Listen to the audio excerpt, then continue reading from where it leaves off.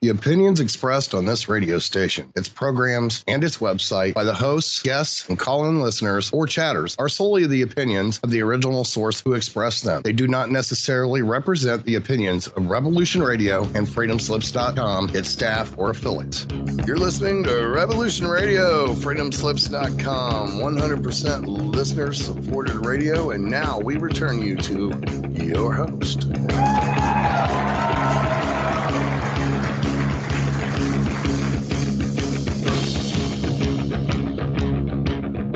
Oh, let's just let that play out. Ladies and gentlemen, welcome to another episode of Cosmic Catastrophe on Revolution Radio. Good evening, good afternoon, good morning, and welcome to our lovely guest, Leah Shaper, once again here with us. I'm a guest? Okay. You froze up. Yeah, so did you. I don't know what you said. Yeah, so we were having issues connecting with Revolution Radio earlier. It was sounding a little wonky, so this recording should be good. And let's just dive into it. We've been talking about a forgotten civilization that existed prior to the Younger Dryas event 12,900 years ago. This civilization had ancient technology, lost high ancient technology, was widespread, traveled around the oceans and ships, and everyone on the entire Earth knew about advanced cosmology because they aligned all of their megalithic structures. Specifically, they knew about the rotational pole. They knew about the position of things like, especially in our area, Chimney Rock. The Pueblo people here knew about the lunar standstill, an 18.6-year cycle that you would have to be watching the sun every single day, mapping it across the heavens for decades to even understand that it existed. Yeah. So what's going on here? Yeah, I mean, there's clearly like a big body of knowledge that's being transferred from generation to generation and from civilization to civilization. And these people seem to all be familiar with similar things, as evidenced by some of the monuments that we've looked at that have similar features, like carvings, like the Moai carvings and Gobekli Tepe carvings. It's very interesting.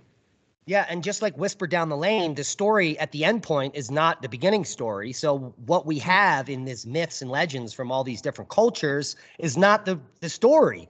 It's the story that was handed down and is now what they're telling us. So a lot of people don't understand, well, like Micah Dank's work, he dives into these ancient texts and says that the stories don't even mean anything on the surface. If you dive into the story, it's all astrotheological, and they're playing with you. They're telling you a story, but the real story is inside of the code in the words. Yeah, and in one respect, it's very cut and dry. Like they're telling you exactly what happened. Yeah. Now, let's take this a further step. What if there was no language? Because there's no evidence that the prior advanced civilization prior to 12,009 had any. They didn't have any art. They really didn't have any writing. They weren't carving anything. All the megalithic structures are plain and blank structures that were then carved upon by the Egyptians and the Mayans and the Inca. They carved their hieroglyphs and their symbols onto these megalithic structures. All the evidence you need is in Peru. If you go to see any of the megaliths there is not a wisp of a figure, of a petroglyph, nothing. Just perfectly put together polygonal megalithic rocks. Like, how are they doing this if they're not communicating, so to speak, using language? Right. You know, that's really interesting. I didn't really notice that before, that at a certain era, there are not really any carvings. I mean, there are things like, what's it called? Not Lascaux Cave, but the other cave where the art has been... Chevet, thank you, has been dated to like... the art in caves, I'm not arguing. There's been art and carvings 50,000 years ago, but the people who built the megaliths, they did not adorn them with any writing, any pictures, nothing. Right. Which is interesting because it would almost suggest a completely like scientific and logical culture. Yeah, why would you need to graffiti it up? What's the point of writing on this? The structure itself, the simplicity, the intricacy, the precision says everything. When you go to these locations and look at the wall and you try to put a piece of paper in there, you don't need a little writing that says, "We're awesome," right to the next of it, right? Yeah, It's the precision is truly mind-blowing. I mean, So we're going to blow your minds in this episode by taking that little conversation we had and extrapolating it, because we're going to be discussing the work of Robert Schoch, the work of Anthony Peratt, and then many other independent researchers after that. Has a lot to do with the birth of the Thunderbolts Project and Electric Universe, because Anthony Peratt wrote some of the first peer-reviewed papers on plasma cosmology and the plasma universe. In fact, he wrote the textbook on it. It costs some ridiculous amount of money. It's like $100 for the textbook. So, are you excited for the show? always. Yeah. So we're also going to dive into an ancient tablet from Easter Island. We talked last week about the megalithic blocks on Easter Island and how they exactly match those blocks thousands of miles away in South America. Sacsayhuaman. Yeah, that's one of the locations that has the same exact megalithic blocks. There's absolutely no difference. So what the narrative is that just a few thousand years ago, the Inca took a ship over to conquer some islands they were told about, and then they built this wall to be like, hey, we were here. When in fact, what do you think? Well, it's pretty clear when you look at sites like Sacsayhuaman and other places in South America that the older structures are the very large megalithic, super precise blocks. The stuff that comes after that are much smaller blocks. It's incredibly imprecise. So I would argue that is the work of the Inca, not the megalithic stuff. I think that the Inca just found the megalithic stuff on Easter Island. And they were like, wow, look, this is like what we have at home. You don't even need to speculate. Right. When some of the first Spanish people, the conquistadors and others, came to South America, there are notes that were written down by scribes or whatever they were taking notes. And they actually asked the Inca, who built this? And they said they didn't know that it was here when they got there. Which is just so interesting in and of itself. Why is that? Clearly that's been happening around the world. Why is that little tidbit hidden? And why do we have all these textbooks saying that the Inca built these megaliths?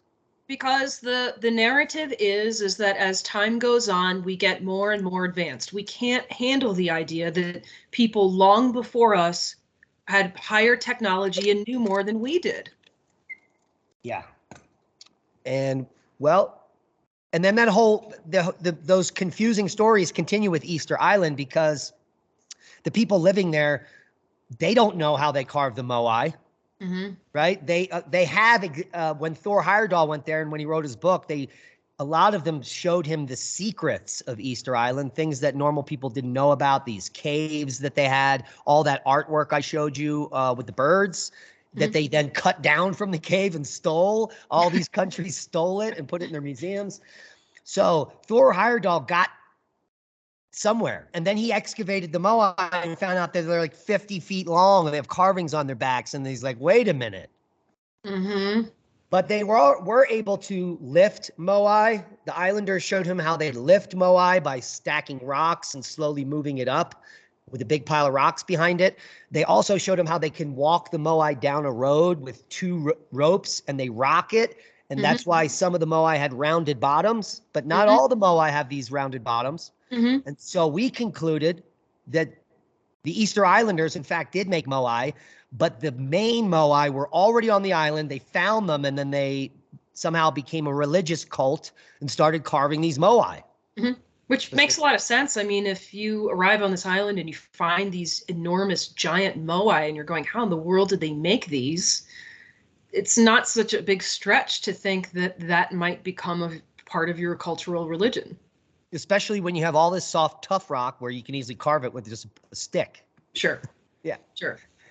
So it wasn't very hard to do with some of the materials they had. So then it happened. Now, some of the other mysteries, other than the giant heads, Easter Island is one of the few places in the Pacific that developed indigenous written language. Very few places have it, and it came from these tablets that have been misinterpreted for over 150 years since they were first discovered.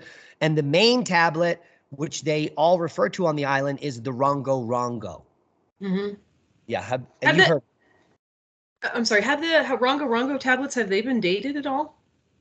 Well, a lot of them are dated to not that long ago. They're made of wood, so it's easy to Okay. date them. Okay. Yeah, because there's tree I didn't rings realize there, that. or you can do carbon-14.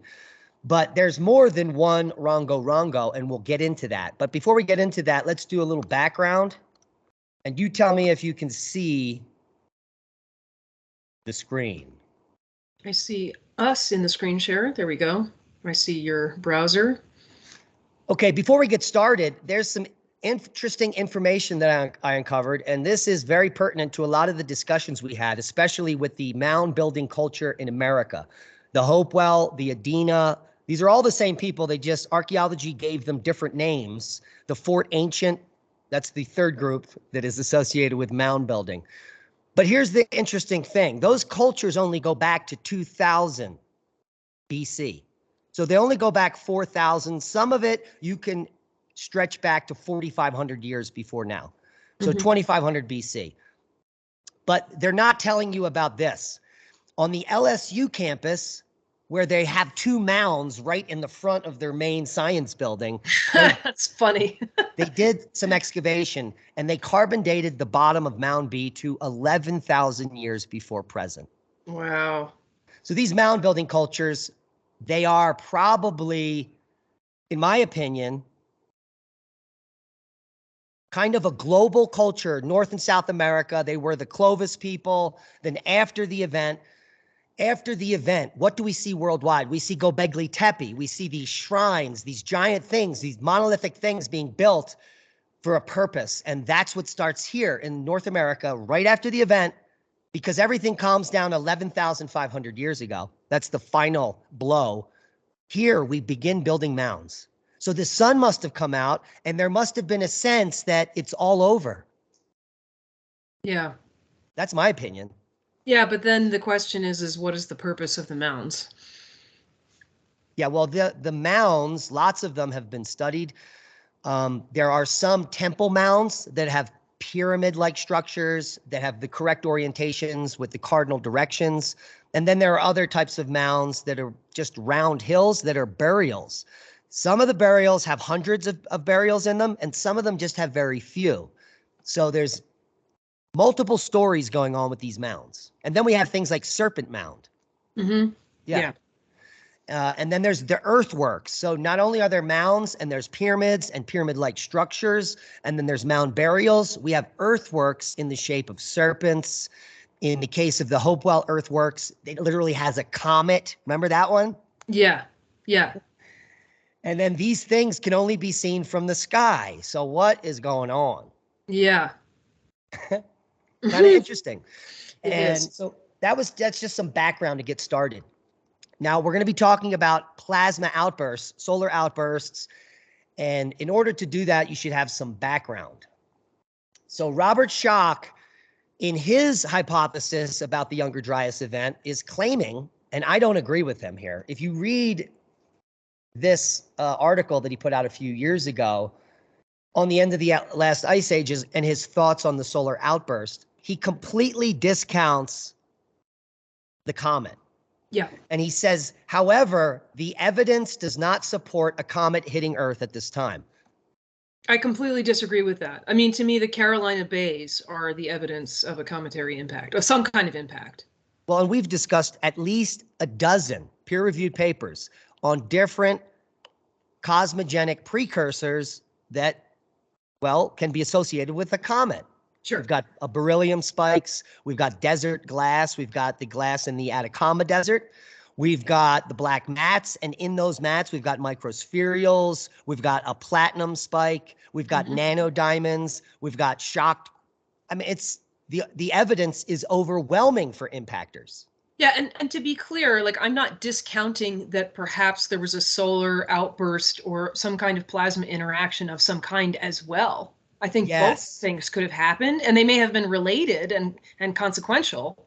Well, we just saw a comet, 96P Matsholtz, over the last 5 days, come inside of the orbit of Mercury in front of the sun and go back out. Yeah. This is the closest comet recurring comet that comes the closest to the sun that doesn't rip apart. It's a very unique comet, and it's considered to be alien from the planet or from the solar system. So a complete alien comet that's not associated with anything going on in our solar system because of the angle that which it comes in.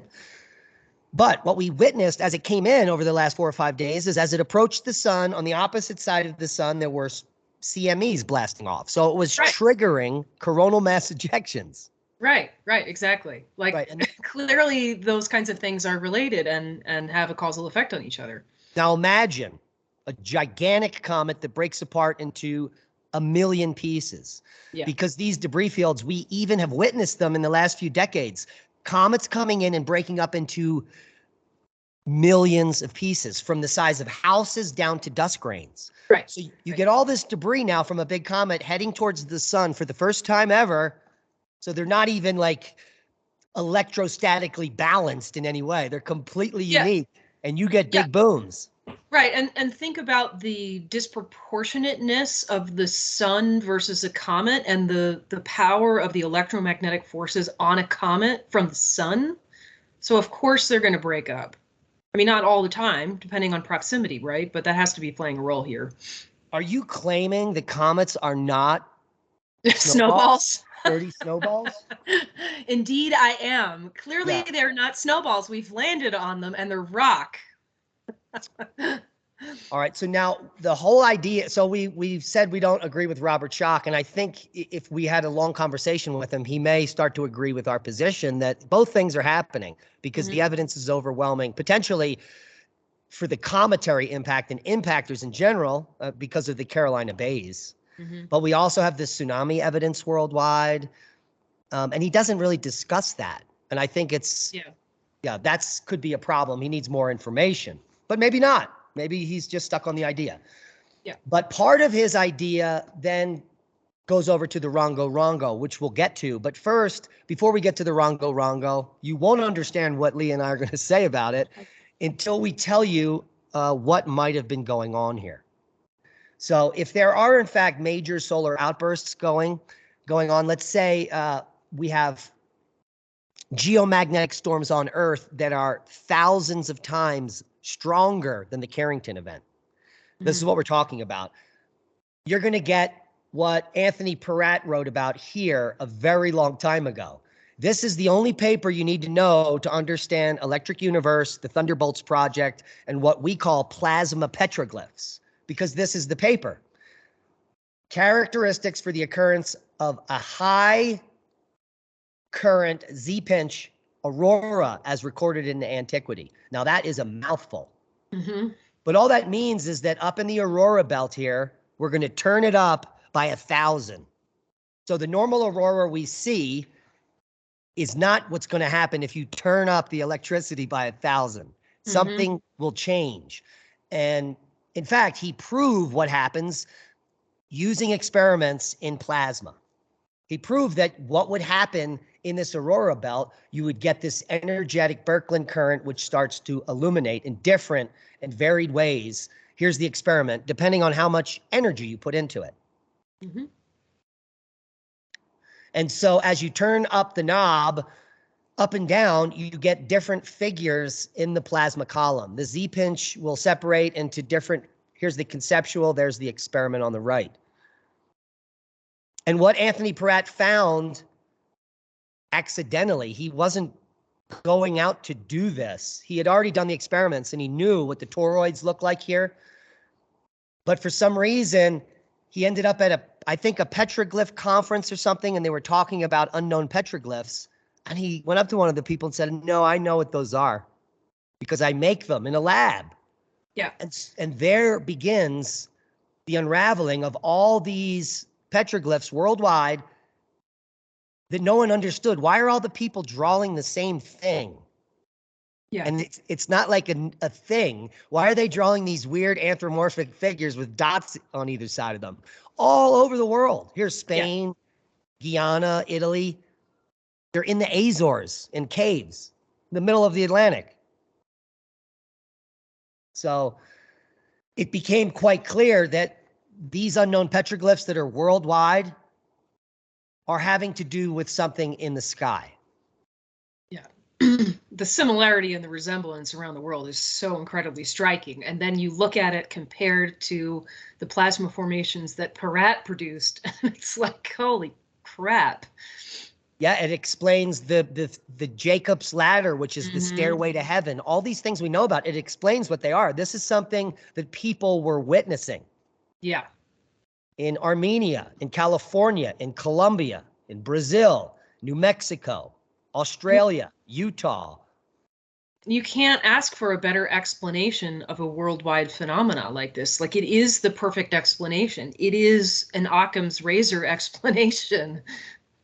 Yeah, and when you look at the petroglyphs, they don't look like anything. They could be like maybe they were scribbling. It's a worm. Right. But in this context, you're like, oh my God, no, this is data. They're freaked out and they're recording this. Yeah. You know, and sometimes, like when we're out on our trips, sometimes we'll find petroglyphs that look a lot like other petroglyphs that we've seen elsewhere, and we haven't yet seen a plasma formation that matches that. So that always strikes my curiosity. Yeah, and in fact, one of them is the one that's the most striking is in the San Luis Valley. We saw a procession of people that was a pictograph painted, different sized people, and we see that same thing on the other side of the Continental Divide at the procession panel and multiple areas. The same, it's like the cutout of, you made the little paper cutouts of people and pulled it apart. Yeah. We've seen that motif. So Yeah. Clearly that was some type of a story. I was thinking recently about, we've seen a number of times a very abstract image that looks basically like a web of some kind. Yeah. Like, or a net. And I was noticing last week in the show that there's a place, I think it's like Göbekli Tepe, that has that same feature again. And we don't know what it is, but it shows up again and again. We find it here in the Southwest. Yeah. So from the work of Peratt and the work of indigenous cultures worldwide, we now know potentially that everyone on Earth was witnessing something fantastic in the sky in antiquity. Yeah. Now, what's interesting is these petroglyphs can be dated. And so there are petroglyphs that are the oldest petroglyphs in North America in Nevada that are Younger Dryas petroglyphs. They show the same plasma features that are in this paper. And then we have more recent ones that are 500 to 1,000 years old that show the same thing. So are these cultures just passing down the art, or is it a story, or are they seeing it again and again and again?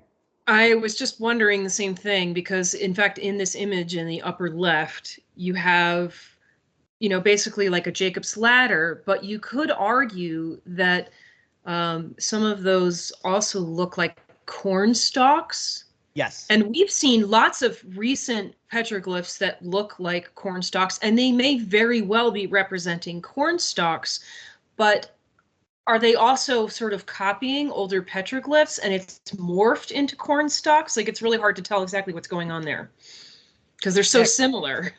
Yeah, because they didn't understand them. So they're like, yeah, it's probably corn that they were doing. Right. But at the same time, especially for more recent petroglyphs, it's certainly not out of the possibility that these people were actually carving corn stalks because it was part of their lives, because it clearly was. Corn was obviously very important. Yes, agreed. Very important. And we've gone to like Crow Canyon, and there's clearly pictures of ears of corn with the it's very obvious it's corn. And by the way, Crow Canyon is what I was thinking of actually in the Southwest, where those net webs appear. Yeah. And also the number 44. Oh, right. Very weird. But what the definite kicker for this paper is the main plasma single column Z-pinch with the toroid in the middle, and it gives you an explanation for all of these squattermen with dots in the exact position they would have to be witnessing it in the night sky. So that really seals the deal for me. There is no way that this could have represented anything else than that. Yeah. Because this can't be an accident, that these drawings are all the same everywhere in the world. Yeah, and it's especially important to realize that center toroid it will appear as two dots on either side of the body, especially at the right angle. Yeah. And if it's emanating from the North Pole, when the sun sets, it's going to freak you out. Yeah. Now, there is a second part to that paper, and we're going to link both of his entire PDFs below. The second paper came out on the same topic about directionality and source and why the images change depending on where you live. Mm-hmm. And we'll be back after the break to talk about the Rungo Rungo stone.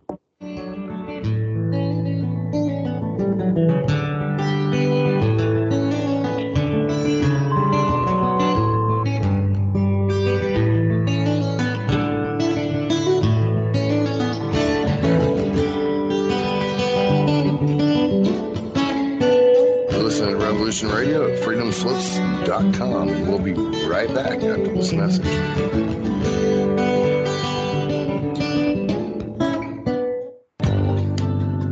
Who owns you?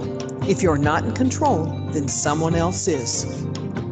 Join me, Ivy West, for Voices on the Wind, Saturday. I discuss government, health, metaphysics, suppressed science, universal mysteries, little-known incredible facts, alternative energies, and even more than you can imagine.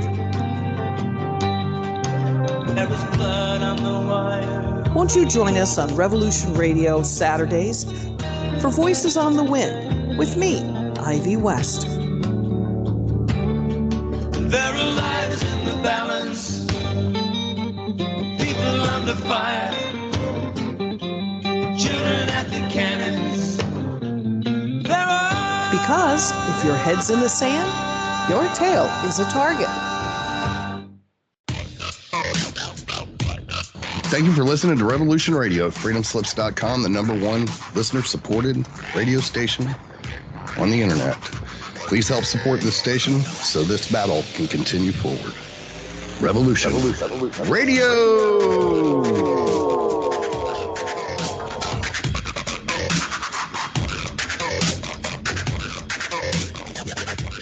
There have been imaginative science fiction writers for generations. Be evasive. But that doesn't mean that they're telling the truth as opposed to fiction. I'm aware of some archaeologists that have uncovered large bones indicating giants in Virginia. Genesis chapter 6, verse 4, there were giants in the earth in those days, and also after that, when the sons of God came unto the daughters of men, indicating that there were giants before the Nephilim. And sons of God, plural. They weren't talking about Jesus coming down and No, that's right. Yeah. Uh-huh. I'm Steve Crawford. Join me every Thursday night in Studio A at 6 p.m. Eastern for Factor Theory Live. Find us on www.revolution.radio. Great guests and great stories. What do you believe?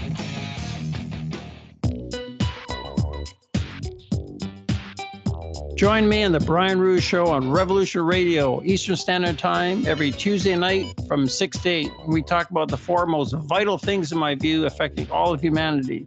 Number one is UFOs and aliens and their agenda for the advancement of humanity. Number two is the Jewish establishment's control over all aspects of human civilization. Number three, the truth about Adolf Hitler, how he was the opposite of what we've been told. Number four is advanced ancient global civilizations. Join me on the Brian Rouge Show, Tuesday nights from 6 to 8 on Studio B on Revolution Radio.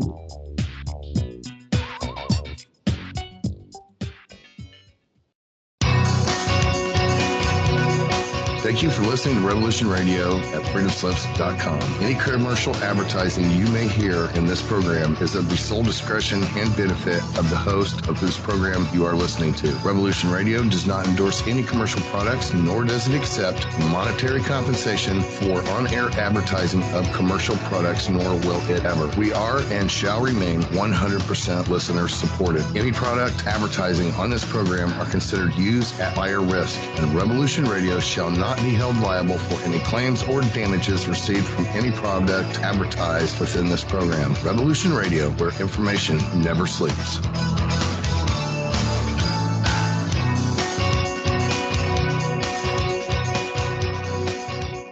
The opinions expressed on this radio station, its programs, and its website by the hosts, guests, and call-in listeners or chatters are solely the opinions of the original source who expressed them. They do not necessarily represent the opinions of Revolution Radio and FreedomSlips.com, its staff, or affiliates.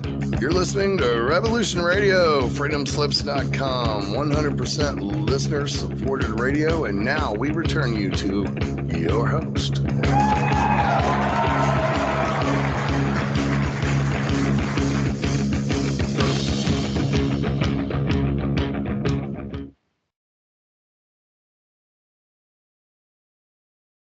I'm on mute.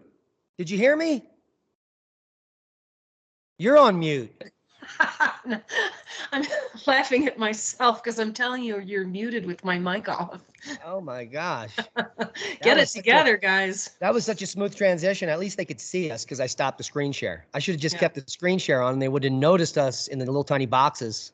Yeah, well, the live audio only folks will not have caught any of that, of course. Yeah. So what we're going to do is dive right back into it. We were talking about Z pinches and all kind of weird things, and no one knows what that means. It just means the aurora is turned up by 1,000. Weird stuff is dancing in the sky. It might be so energetic that you could see it in the day. Yeah. Yeah. So that would be bizarre. But definitely as the sunset, it would illuminate, and it could be morphing around depending on the charge. So it was probably a spectacle, and people watched it every night. Yeah, and to be clear too, you and I have discussed this a lot, but listeners of this program will not be aware of this. I mean, we basically believe that stuff like this may happen on a cyclical basis, like solar outbursts perhaps may be the result of like a circuit, like a galactic circuit that kind of turns on suddenly. So this may be something that happens on a periodic basis. Yeah, and it also may happen when the sun goes berserk and produces a super flare. And we've discussed that super flares have occurred. There's been at least 5, and these are events that are 100 times or more greater than the Carrington event in antiquity. And they're recent. 774 AD is the most recent. Yeah. So, no, I think there's actually a 900 AD one. Oh, interesting. But nonetheless, there are lots of these events that we know have happened in the past, but we weren't there to see what the aurora was like. Yeah, it's been a while. Yeah. We might be due for one. Yeah. Now, before we get any further, I have to shout this out. We just got our Hemp Lucid box. Take a look at this. Yippee! It's fancy. But what Hemp Lucid is doing something awesome for all you listeners out there. If you've never heard of Hemp Lucid, they are a natural way to keep yourself out of the doctor's office. So, and they have a new program going on all February. They're giving away free mushroom gummies. Take a look at that. What you get is 2 of the focus gummies, 2 of the stress gummies, and 2 of the sleep gummies for free. And we've got some to try here, and we'll even have some at the San Luis Valley Seed Exchange. So all you do is click here and give them your info. It's free shipping and no credit card needed, so it's not a scam. Mm-hmm. So go get some. Nice. They make lovely products. Good lip balm. Yeah, that too. Yeah, now here is the Rongo Rongo. I don't know if they sell that anymore, though. What, the Rongo Rongo? No, you're talking about the lip balm. I was making a joke. Right. Here's the Rongo Rongo. Now, before we go on to the Rongo Rongo, take a look at this paper I found this morning. The influence of astronomical events on Thai and Indian architecture and cosmology. The forgotten sky of the gods. So the cultures all around the world, these stories of religion, it all has to do with ancient cosmology. Mm-hmm. The war of the gods in the sky. It's not unique to like one culture. All of them are doing it. Which makes perfect sense. I mean, it's probably the most natural thing to worship on Earth. Is whatever's going on in the sky that you don't necessarily understand what's happening. Or maybe you do. Now, with all that background we just got from Peratt and the plasma petroglyphs and the fact that the plasma column morphs and there's like ladders and there's Squatter Man and there's eyeballs and all kind of different things going on, take a look at these Rongo Rongo symbols. Mm-hmm. So they've been trying to decipher what this means, and there's different tablets. They all say the same thing, and no one knows what it says. But if you start to look at this, there's so many different figures that any scholar will conclude that this is not a language. Yeah. Because they're all different. How do you have an alphabet that has infinite number of letters? That makes zero sense. Yeah. But when you start to look at here, there's lots of repeating things. Yeah. And these are the more standard versions of that plasma column. Yeah. And maybe the weirder images of the bird-headed man or whatever that is. Yeah. They're the in-between, the transitions. Yeah. And the idea here is that the Rongo Rongo is the first encyclopedia of the event. Yeah. Yeah, it's almost as if this is like the sequential depiction of what they saw. And sure enough, here, look what they have on the Rongo Rongo. More of the bird cult. So Two interesting. birds. And we do know, I mean, we've seen the bird-headed man, squatter man, in petroglyphs. And it's also, yeah, and it's also in Egypt. Haven't we also seen the headless man in petroglyphs? Like the headless man that we see on the back carvings of the Moai, and then again at Gobekli Tepe? Perhaps, but not with the head next to the body, like on that carving. Right. Yeah. So we should keep that in our toolbox in the future. Yeah. And a lot of people think that these Moai face the ocean. Almost everyone I talk to is like, yeah, they all face the ocean. Like, no, very few of them do. Face in. Yeah, there's only 12 that are on this platform here that face the ocean. Or how many are there? 15. So these 15 are on this particular platform facing the sea, when the rest of them are facing in. Yeah, that's so interesting. And here's the quarry where the more modern ones were made. And then look how buried these guys are. Yeah. Yeah. So something major happened on this island, and many people think, well, that the people there witnessed it. Now listen to this. I'm going to bring up some historical information that you may never heard of. In the 18th century, European discoverers of Easter Island described living giants, men that were 12 feet tall, 3.65 meters, and women that were 10 feet tall. Could the stories be true? There are ancient legends of giants in North America. I mean, all over the Southwest here. Mm-hmm. And that there were ancient giants that were buried in the mounds that we started talking about, mm-hmm. that have all been hidden and covered up. What do you think? Well, I would really love to know, like, because I know in some places there are remains that have been found that appear to be giants, like oversized skeletons, and I'd like to know where those are. Yeah. Why are they hiding them? As certainly possible. I mean, as Jacques points out, there's Homo floresiensis, which is a very small man. We know that existed. Yeah, they were discovered in 2003 in Indonesia. Right. So why not in reverse? And it's clearly in our genetics somewhere, right? We do occasionally have people who are extremely tall, and we say, oh, that's a genetic malfunction or something, but where did the genes come from? Came from the giants. Right.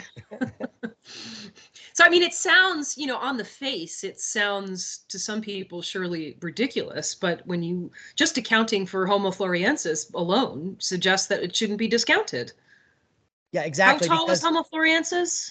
3'6"? Is that what I'm reading? Yep. Yeah, that's very small. Very small. And we wonder why we have, mythology about hobbits and, little people. Fairies. There's the moon people from Kentucky. There's a whole graveyard of tiny people found in Kentucky, thousands of burials. Oh, wow. 3 foot tall people. Wow. And they were called the moon people because the natives said that they were so vulnerable to predators and things that they came out and did their farm. They lived in caves and they only came out at night during the full moon to do their farming and collecting because it was Interesting. safe. It was only safe time. There could be tiny people alive somewhere on Earth that we are unaware of because the moon people tried to be, they did not mingle with the natives. They hid from them. Yeah, I mean, I was just thinking it would be such an interesting time to be alive, to be able to interact with other creatures that are clearly like human, like you in some way, but very different in size. And then, of course, it would be scary on some level. Yeah, so like 100,000 years ago, there might have been like 4 or 5 hominid species that were different. Right. Denisovian and Neanderthal and Homo sapien and Floriensis. And there's evidence, right, that Neanderthals and Homo sapiens interacted, correct? Yeah, we got it on. Yeah. Yes. Yes. There was interbreeding. Yeah. And so that's kind of interesting that we've got all these other hominids that are here, but not giants. Right. There were no giants. And like you suggested, I mean, perhaps we're not actually alone, right? I mean, because there have been certainly cases where, let's say, like in the jungles of South America, somebody suddenly discovers like another group of people that we didn't know about. So that could still be the case. Yeah. Yeah, because people think we know everything. There's so many areas we don't even know what's in our oceans. We know more about the moon than the bottom of the ocean. Isn't that weird? Yeah. Yeah. Or like I like to make the complaint frequently, you know, that this is just an analogy, but we define life as being carbon based, you know, carbon and oxygen in particular. And I don't really appreciate that idea because it eliminates the possibility that life is based on something else. Like, for example, there are life forms in the ocean that rely on sulfur instead of oxygen, which makes sense because they're very chemically similar, the two of them. But there's no reason to discount things based on some definition that we've made prematurely without knowing what the full scope is. Exactly. Like we assume aliens are like humans. Right. And maybe, like as an example, maybe aliens are not carbon-based. Maybe they're silicon-based. Yeah, wasn't that? That was definitely in a movie. I think it might have been. Yeah, so the problem with the Easter Island story is twofold. You've got all these rich countries, once it's discovered, coming in and stealing everything. Mm-hmm. And at the same time, they've got missionaries there telling the people that all the stuff they know is wrong and this is Jesus. Yeah. They literally made them burn all of the Rongo tablets. It's so sad. But obviously a few smart islanders were like, no, and because they had these secret caves that they told Thor Heyerdahl about, and they told them the stories of what happened. These missionaries came in. It says it right here. Let's see. He says, according to Schock, the Rongo script is a beautiful artistic creation that was carved in hieroglyphic-like characters on wood tablets.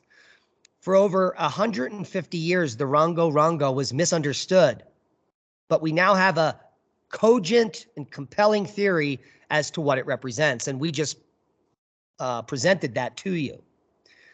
You can see his book, Robert Schock's book, Forgotten Civilization, for more, and he just did an update. So there's a brand new version of that book where he adds the solar outburst. Because he says here, unfortunately, 19th century missionaries to Easter Island encouraged the natives to burn most of the Rongo tablets. Crazy. Such a shame. And look how massive the Moai behind Robert and his wife are here. Yeah. We know that this goes for another 10, 20 feet underground. Yeah. Crazy. So what are your thoughts on the Rongo? Well, I mean, first of all, how arrogant that the missionaries had the natives burn these.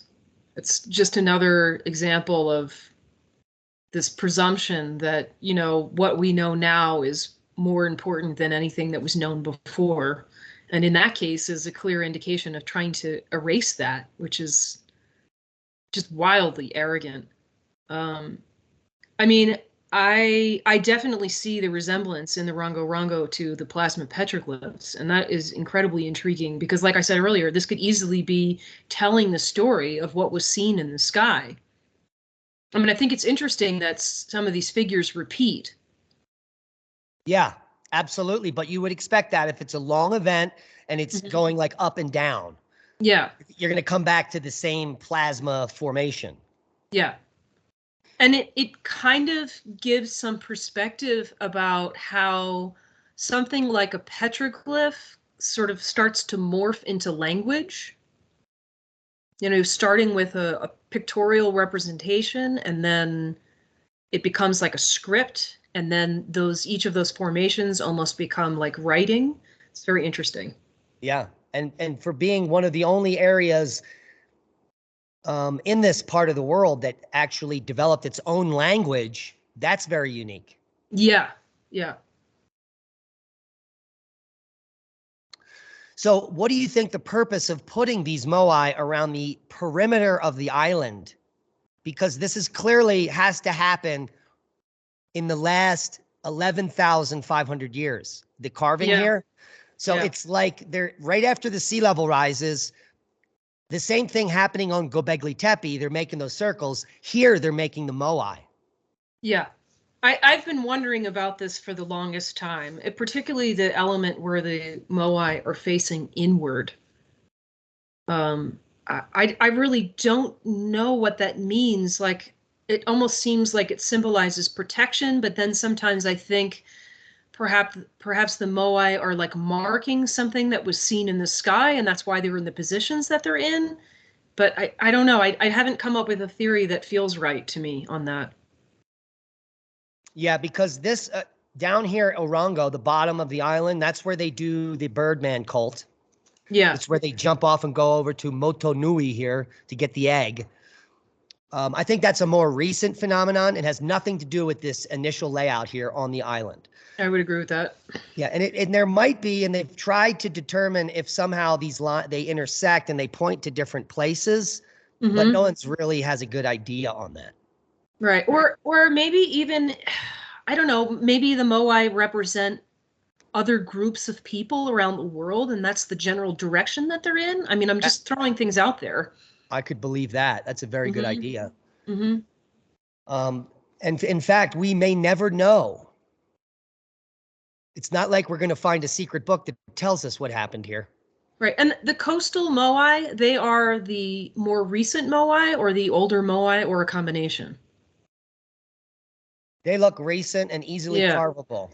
Yeah. Huh. These are the immovable ones. Yeah. And these they moved. Yeah. And you can see that this is all very recent. I think they might have even placed some of these up here that they found on the island, that it's not like maybe these weren't all just sitting there for the whole time. Right. Right. Because you can clearly see underneath here, this is all recent mortar and stones. Yeah, I kind of wondered that about the 15 moai on the platform. Like, is that their original position? Because it's so different than everything else. Yeah, we would have to do some research on that, but it makes more sense that this is actually what the recent culture on Easter Island carved. Yeah. So then the question is really the placement, because if it's the more recent moai, especially on the coast, that would change how I would hypothesize what they're about. Because I don't get the impression that the more recent moai were in a time where we were connecting with other people around the world. I think that was happening much earlier. Yeah, and the main idea here is that each of these moai represents one king. And each carving happened during a single kingship on the island. And that's why they're all different. They're representing the king of the time. Mm-hmm. Mm-hmm. Yeah, because I was also thinking like I sort of said this already, but the groups of moai, maybe telling a story of somebody coming to visit, but then it seems like the timeline doesn't really match up right. And the Moai themselves have these long ears, and there are in fact people on the island that have long ears, and there's also short-eared Moai. So there's two types of Moai. So there must have been two different types of people here, the long ears and the short ears. Mm-hmm. This was discovered in Heyerdahl's work like 50 years ago. Mm-hmm. So that's interesting. Yeah. To consider, because a similar thing is happening in South America thousands of years ago. The Olmec, I was just about to say, carving these gigantic round heads. And a lot of people say they're African heads. The only problem with that is there's still Olmec people alive and they look exactly like the carvings. They have these giant broad noses and they're still there. They're indigenous Olmec still there. Right. Well, and that's not to say that there's not some African descent there, especially with the wide bridged nose. I mean, there very well may be. Yeah, there are a lot of Polynesians that have that type of nose. Sure. Yeah. Sure. And we just were discussing that there were 4 different hominids species on Earth 100,000 years ago, and they were all getting it on probably. Right. Right. I don't know about the giants and Homo floresiensis. That might not work. It seems like a little difficult, maybe. Little stretch. Yeah, well, and that's interesting to ponder too, right? Because if they were truly different species, like were they actually reproducing? They may or may not have been able to. Yeah, because sometimes you get infertile offspring. Sure. And we do it on Earth and get mules, right, and donkeys. Right. But in the natural world, we've got tons of interbreeding. There's ligers, there's all kind of interbreeding in nature, and those are fertile. Yeah. Yeah. So what's there's the Pisley, the polar bear grizzly cross. Yeah, that's pretty new. Yeah. And there's also what are they called? It's a wolf coyote mix. I forget what they're called. Coy wolf. That's and that's happening all over the Northeast. Yeah.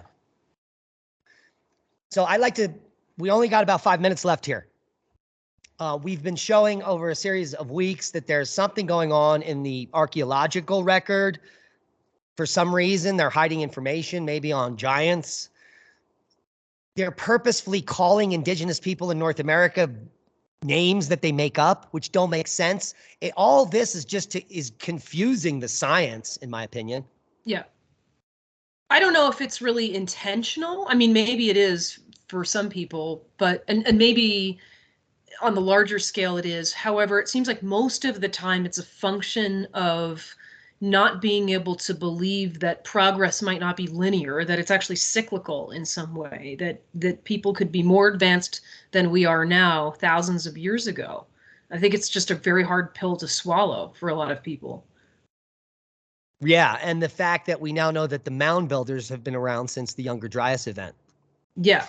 But it's a shame, because essentially what it is cherry picking data, right? So you're going and you're looking at the evidence, and then there'll be some piece of evidence that doesn't fit your narrative, and so you throw it away like it doesn't matter. Which is just bad science. To get back to Robert Schoch's denial on the cometary hypothesis, we've discussed large impactors on Earth on multiple podcasts. You missed one when I did on the NOAA impact, which is Burckle Crater. Mm-hmm. That was 6,000 years ago. So clearly comets hit Earth regularly. Yeah. And we have this paper that came out in 2004. Astronomers unravel a mystery of the Dark Ages. For years, no one understood what happened 1,500 years ago. Between 536 and 540, there was a series of very cold summers indicating an effect like a nuclear winter. But a couple of students figured it out. We intermingled with the tail of a comet. Mm. And I bet you there was famine. I bet you it was dark. No one could grow food. Mm-hmm. And the debris from this giant explosion was such that it enveloped the Earth in soot and ash, blocking out the sun. Wow. That's crazy. Wow. And of course, what do we call that time period? The Dark Ages. So we do know what went on. It's in the word, but we claim we don't know. Isn't that bizarre? Well, to be fair, there is kind of a lack of cultural evidence, let's say, from the Dark Ages, right? There's a long period where we don't see really what's going on with human beings, but I think human beings were rather busy just trying to survive and not making a lot of records. Yeah. Now, we're about to end here. This comet was tiny. It was less than a few feet. Wow. Yeah. It's definitely coming. Get ready.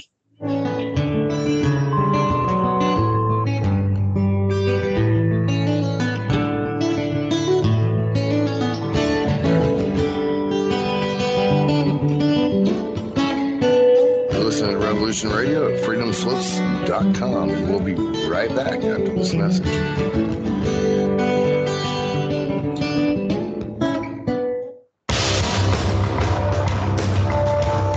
Hello, my name is Mr. Rowe. I am the host of Reality Extraction, Revolution Radio at freedomslips.com.